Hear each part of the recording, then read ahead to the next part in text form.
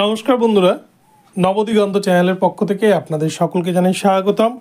তো বন্ধুরা, আজকে সকালে গুড মর্নিং জানিয়ে আপনাদের জন্য এখন আমি যে আপডেটটি নিয়ে উপস্থিত হয়েছি সেটি হচ্ছে 5% প্যানেল নিয়ে কিন্তু বড় উদ্যোগ নিল পশ্চিমবঙ্গ প্রাথমিক শিক্ষা পর্ষদ এবং এই 5% প্যানেলের নিয়োগ শুরু করতে চলেছে পশ্চিমবঙ্গ প্রাথমিক শিক্ষা পর্ষদ। এই 5% প্যানেল নিয়ে কিন্তু এত জলঘোলা হয়েছে, এত মামলা হয়েছে, তারপরে শেষ পর্যন্ত কিন্তু পশ্চিমবঙ্গ প্রাথমিক শিক্ষা পর্ষদ তারা শেষমেশ নিয়োগ দিতে বাধ্য হচ্ছে।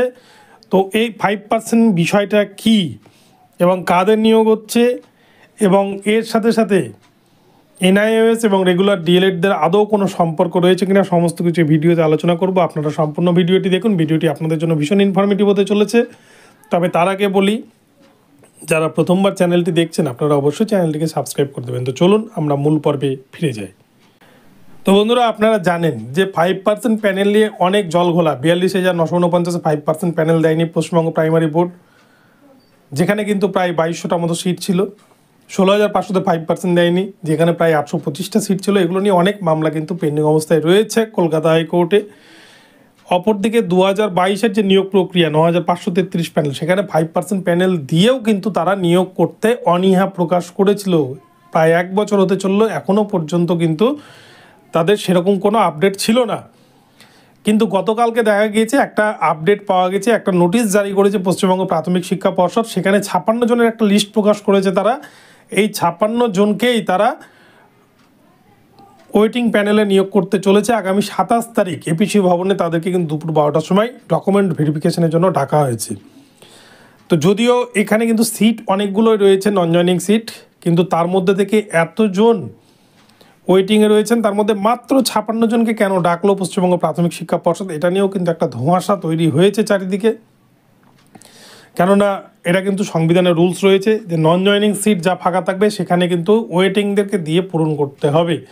অপেক্ষমান তালিকায় যারা থাকে তারা ক্যাটাগরি মিডিয়াম ভ্যাকান্সি ওয়াইজ কিন্তু তারা সেই জায়গায় সুযোগ পাবে। তো সেই জায়গায় মাত্র 56 জনকে সুযোগ দিচ্ছে। অপরদিকে এই যে কাউন্সিলিংয়ের নোটিশ, এটা কিন্তু ফার্স্ট পেজ নাকি সেকেন্ড পেজ নাকি থার্ড পেজ, আদৌ কিন্তু কোনো রকম ফেজের উল্লেখ নেই। অর্থাৎ এখান থেকে বোঝাই যায় যে হয়তো আগামীতে এই কাউন্সিলিংয়ের নোটিশ আর আসবে না। এই 56 জনকে নিয়োগ করে তারা কিন্তু হাত ধুয়ে নেবে। এই জায়গায় দাঁড়িয়ে আপনারা জানেন এনআইএসদের জন্য নতুন করে মামলা দায়ের হয়েছে। এনআইএসটা সুপ্রিম কোর্টে জিতেছে। কয়েকদিন আগে সুমন্ত কোলে সহ 40 জন পিটিশনারের যে ডবল ডিগ্রি মামলা, তারা সেখানে জিতেছে। তাদের প্যানেল প্রকাশ করেছে প্রাইমারি বোর্ড, যেখানে তাদেরকে কিন্তু নিয়োগ দিতে হবে। তো এই জায়গায় দাঁড়িয়ে তারা এনআইএসদেরকে যাতে কোনো রকম কোনো সুবিধা দিতে না হয়, নতুন করে ইন সার্ভিসদের নিয়ে যাতে কোনো টানাটানি না হয়, সেই জন্য কিন্তু তারা এই ওয়েটিং প্যানেল দিয়ে দিল। ওয়েটিং প্যানেল থেকে নিয়োগ করে দেবে এবং তারা কিন্তু পরিষ্কার সুপ্রিম কোর্ট কলকাতা হাইকোর্টে জানিয়ে দেবে আমাদের হাতে কোনো ভ্যাকান্সি নেই, আমাদের সমস্ত ভ্যাকান্সি যা ছিল ফিল আপ করে ফেলেছি। তো এই হচ্ছে বিষয়। এই উদ্দেশ্যেই তারা কিন্তু আজকে 1 বছর হতে চললো এই সময়ে এসে ওয়েটিংদের নিয়োগ নিয়ে ভাবছে। এর আগে কিন্তু কলকাতা হাইকোর্টে এই 5% ওয়েটিং 9,533 প্যানেলে 5%-এর ওয়েটিংদের কিন্তু মামলাও হয়েছিল। সেক্ষেত্রেও কিন্তু মামলা একটা ভালো প্রভাব ফেলেছিল। বিচারপতি প্রশ্ন করেন যে কেন নিয়োগ দিচ্ছে না। হ্যাঁ, তো সেক্ষেত্রেও কিন্তু নিয়োগের একটা অর্ডারের, যদিও সেই মামলাটি এখনও পেন্ডিং রয়েছে, তো সেখানেও কিন্তু একটা অর্ডার হতো।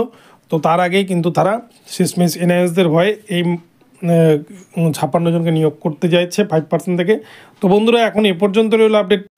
ভিডিওটি ভালো লাগলে চ্যানেলটিকে সাবস্ক্রাইব করে দেবেন। দেখা হচ্ছে পরবর্তী ভিডিওতে। ধন্যবাদ।